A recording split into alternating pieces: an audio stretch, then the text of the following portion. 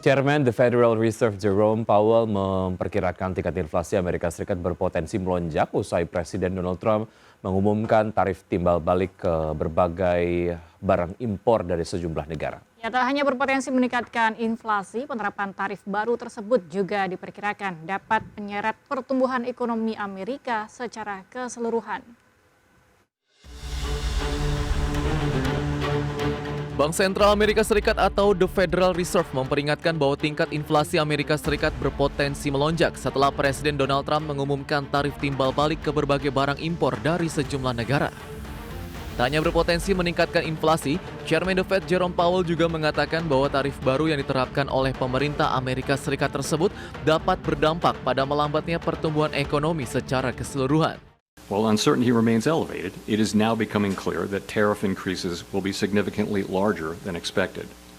And the same is likely to be true of the economic effects, which will include higher inflation and slower growth. The size and duration of these effects remains uncertain. While tariffs are highly likely to generate at least a temporary rise in inflation, it's also possible that the effects could be more persistent.